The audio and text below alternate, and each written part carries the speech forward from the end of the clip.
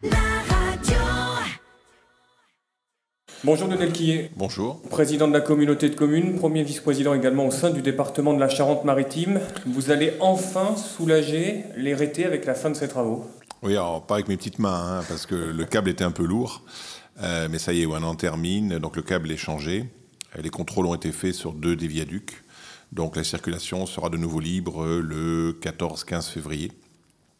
Et on pourra reprendre une circulation normale. Et comme tout bon rété, la fin du 50 km/h et de la limitation sur le pont va prendre fin également. Ça va être un vrai soulagement au vu des messages qu'on recevait quotidiennement. Oui, ça va soulager les rétés qui étaient peu patients là-dessus, mais on peut comprendre. Non, ce qui est aussi important, c'est que ça nous soulage d'abord en matière de sécurité. On est content que tout se passe bien. C'est un gros chantier, hein. C'est pas de la petite manœuvre du câble comme ça, précontraint. Mais c'est surtout en matière de transport. Les 38 tonnes, ça nous a posé vraiment des problèmes. C'est là qu'on voit toute l'importance du pont. Je me rappellerai toujours de certains débats, est-ce que le pont est utile ou pas. Rien que quand on a un câble qui saute, on a déjà toute une activité économique, d'alimentation de grande surface, d'essence, le BTP, les gros travaux, les ostréiculteurs, tous les 38 tonnes, c'est énorme. Donc vous avez connu la galère de septembre jusqu'à ce 15 février. On a connu que le département a dû chaque jour répondre à des besoins et trouver des solutions pour chacun. Et pratiquement tout le monde a trouvé des solutions, alors avec des aménagements, des camions plus petits en gros, sauf pour la grue de 48 tonnes pour la Malines et quelques petites choses qu'on ne pouvait pas passer. Mais l'un dans l'autre, les acteurs ont joué le jeu. Enfin voilà, c'est bien passé, l'entreprise aussi. Et donc, et puis ça nous a permis surtout, de face à cet incident, parce que ça peut arriver, de prendre un contrôle encore plus travaillé, encore plus précis sur les câbles, qui va demander un contrôle de tous les câbles, donc des 6 viaducs sur les prochaines années. Est-ce que vous avez connu en tant qu'élu, en tant que patron de cette collectivité, cette sorte de petite paranoïa après le pont de Gênes, où nous, on a pu recevoir 2-3 mails ou 2-3 correspondances où on s'est dit, tiens, peut-être que le pont est vraiment menacé, etc. Est-ce que vous avez connu ça sur le terrain? Non, ça c'est réservé aux journalistes, ça, la paranoïa. C'est pas un truc d'élu, ça. Non, franchement, non, pas du tout. Non, là-dessus, non. On est beaucoup plus inquiet sur Cynthia, la submersion ou les digues, et là, on ne serait pas dans la paranoïa, on est dans le risque juste. Non, franchement, non, il y avait un câble, il y a 236 câbles, il y a un câble qui lâche au bout de 30 ans, après tout. Voilà, ça fait partie. Après, avec le nombre d'ingénieurs qu'on a mis là-dessus, les entreprises, l'État, en plus, qui est venu faire ses contrôles avec le CRMA, enfin voilà, on avait tout ce qu'il fallait. Vous avez connu beaucoup de choses, finalement, déjà en tant qu'élu de la communauté de communes de l'île de Ré. Le pont, Xynthia, oui, le PLUI, dont on va parler dans quelques minutes. Oui, la création, en gros, de la côté de commune aussi, et la montée en compétences, 100 millions de travaux. Oui, j'écrirai des mémoires, ça, je peux vous le garantir, je les écrirai. La semaine dernière, conseil communautaire, et Léon Gendre, le maire de la Flotte, s'est porté un petit peu à faux contre ce que vous disiez concernant le nombre d'habitants d'ici à 2030. C'est quoi? C'est un jeu politique, selon vous, de sa part? Non, je rentrerai pas là-dedans. Il a beaucoup fait pour sa commune. Après, là, on est dans un projet intercommunal, donc c'est pas le même niveau de discussion. Après, il faut y voir aussi, si vous voulez, la fin d'un cycle. Je crois que Léon Gendre fait partie de ces maires qui ont brillamment réalisé leur commune, mais qui ont tout misé sur l'urbanisme. C'est-à-dire, ils ont construit, c'est une des communes qui a le plus construit dans l'île de Ré, alors avec beaucoup de qualité, ce qu'on apprécie beaucoup esthétiquement, mais en réalité, 30 ans après, les résultats ne sont pas tous là, en particulier sur la vie permanente. C'est une commune qui perd beaucoup de population permanente, et en maire qu'il est, et en personne avisée, il le sait.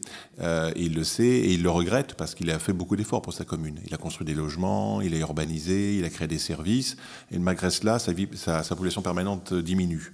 Pendant que des communes qui ont construit beaucoup moins, je prends la commune de Loie et d'autres communes, sont plutôt, elles, en hausse en population permanente. Donc c'est la fin d'un cycle que de croire que l'urbanisme est la seule réponse. C'est plus compliqué que ça, et c'est là qu'il était temps qu'un PLUI prenne après le relais, puisque les maires ne peuvent pas tout faire, et que malgré la grande réussite, et il faut lui rendre hommage, c'est une commune magnifique, il n'a pas tous les éléments, et il n'a pas, je dirais, cette réponse intercommunale qui fait que si on veut que notre vie permanente, qui est aujourd'hui entre 17 500 et 18 000, reprenne, je dirais, de l'augmentation et parte vers 20 000, il faut d'autres moyens, et que c'est plus fin que ça. Voilà, c'est pas simplement construire.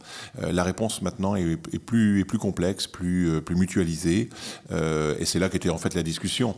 Donc c'est en fait, si vous voulez, une rencontre de 2 générations, la sienne et la mienne, chacun avec ses qualités. Personne n'a raison, mais l'avenir fait toujours apparaître des nouvelles solutions, et il faut toujours être dans l'optimisme de ces solutions. Donc votre objectif, c'est 20 000 habitants d'ici 2030?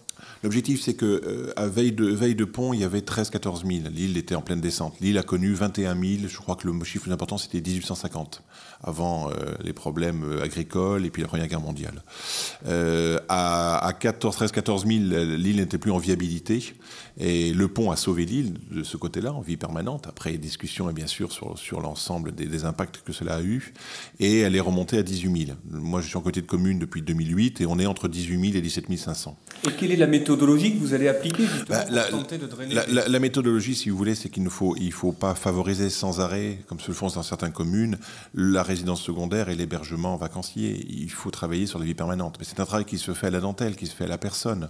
On a la chance d'avoir encore 10 écoles, d'avoir un collège, d'avoir des services, 58 services médicaux. On a tout pour attirer la vie permanente. Après, il y a une loi économique qui est très claire.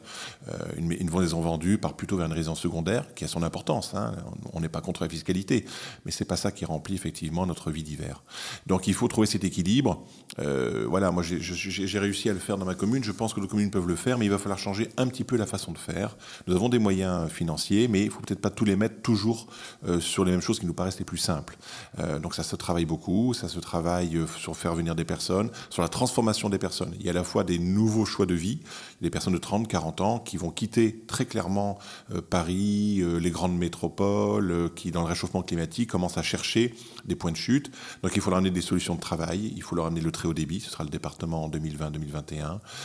Il faut aussi leur donner un contexte de vie, il faut les habituer à la vie de village. Hein. L'île de Ré, l'hiver, c'est vraiment de la ruralité. Hein.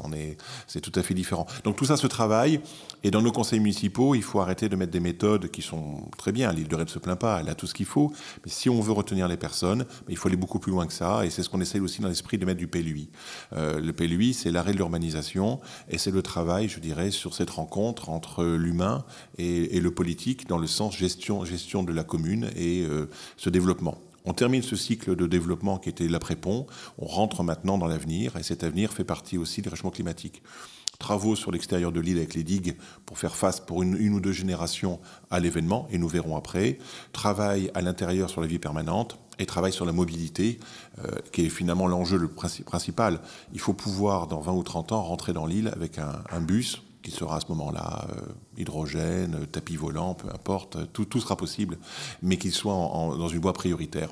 D'où la 3e voie du pont, d'où la priorité de la voie sur le sud, aux rives d'Oux, et ensuite sur l'ensemble. Bref, avoir une vision d'avenir qui correspond au réchauffement climatique. Le réchauffement climatique est en train d'impacter beaucoup plus rapidement, mais l'île de Ré est bien placée. Elle a cet avantage d'avoir une empreinte carbone très faible, d'être dans l'environnement durable à 200% avec son écotaxe. Encore faut-il faire les projets qui vont avec.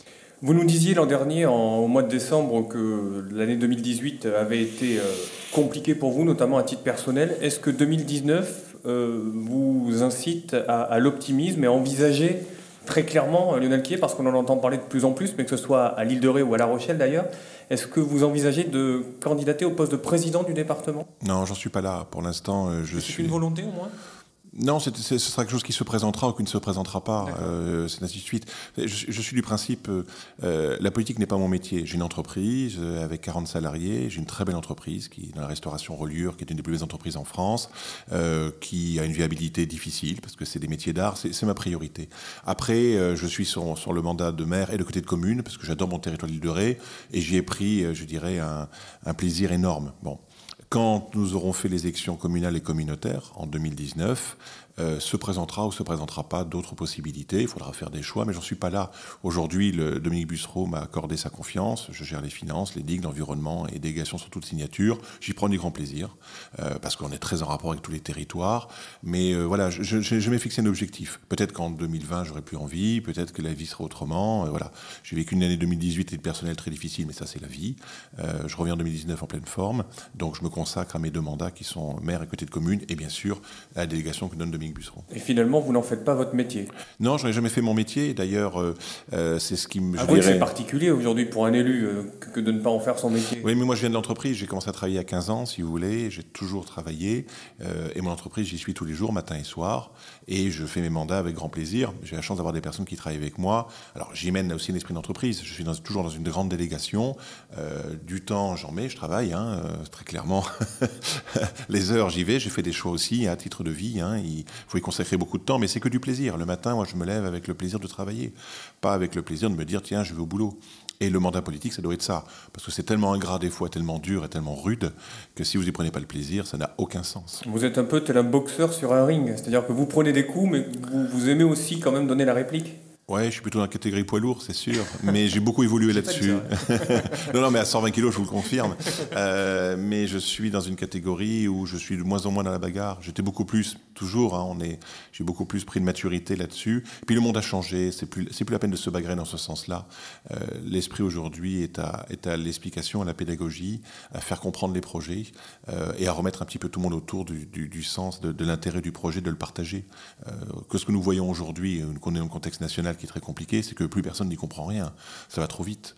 Et qu'on n'a plus su déterminer pourquoi ce service public est intéressant, pourquoi il est gratuit, pourquoi finalement il faut aussi rentrer de l'argent, pourquoi il y a de l'injustice ou il n'y a pas. Le débat est là. Je pense qu'on a laissé de côté ce côté pédagogique, ce côté d'explication, qui est un vrai problème aujourd'hui. Et je crois que tout le monde est un peu paumé et que c'est là-dessus. Alors je le fais moi au niveau de mon territoire, à mon petit niveau, en espérant que certains réussiront à le faire à leur grand niveau.